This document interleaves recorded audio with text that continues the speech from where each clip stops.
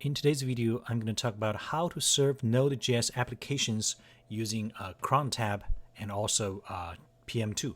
So pm2 is an npm package that serves Node.js applications in production. It balances workload, etc. So first, you need to make sure your Node.js is configured correctly. There's another video I produced talking about how to install Node.js under Fedora version 32. Feel free to check it out. If your Node.js are configured correctly, every global package should be under directory usr bin, not usr local bin. If your global package is under usr local bin, there's a problem. This will not work. Okay. For example, if I do which ng, so I installed Angular, it's under usr bin ng. Which pm2, it's under usr bin pm2, usr bin. You should make sure your pm2 is under usr bin. Okay, so how do you install this usr bin? It's sudo npm install globally pm2. That's very simple. Install this pm2 to serve your Angular, your Node.js applications. Yeah. Once you have that installed, you need to create a bash file. So my bash file is I think it's here. You make the bash file executable. Use +x, change mod +x. So you can see this is the bash file. It's super easy. Use the bash and cd into the directory. Then I would use pm2 start this backend JavaScript file. I use the express generator. Whatever JavaScript file you need to execute, use this pm2 start instead of using Node. Yeah, pm2 start another server. This is my front end. So it doesn't matter how many Node.js servers you want to start. Just use the pm2 start or pm2 start. It's very simple, straightforward. Make the file executable by using change mod. Once you have that out of the way, you can just edit the Cron file, the Cron tab. There are two ways of doing it. One way is to use sudo crontab e. This way you're going to produce this service that is being launched as root.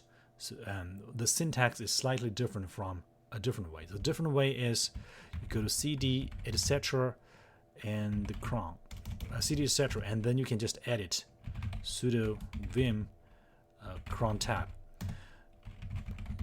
You can see I just one line of code at reboots. Every time my computer starts, the user is myself, and I launch that. I execute that the shell command, the bash file I just created. So it's fairly simple. At reboot, or you can use any other intervals, however you want to, the service to run it, like weekly, daily, whatever. Check out the documentation. So here it's at reboot, username, and the file I want to execute. It's fairly simple.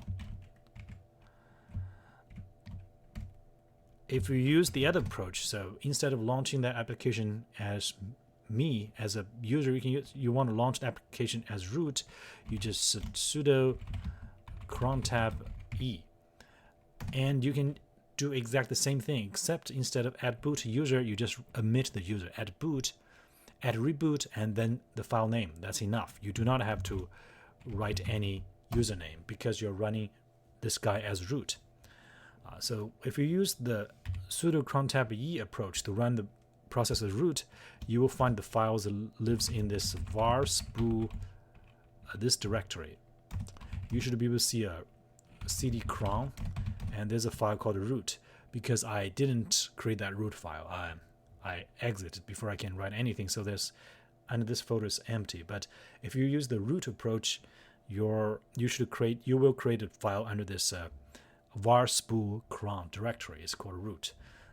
Okay, so most of the time you may want to run the process services as a regular user. So that's cd etc and vim crontab. Yeah.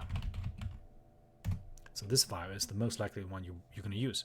So it's very straightforward. You create a batch file, and then you launch that batch file at every reboot by editing the cron tabs under etc directory.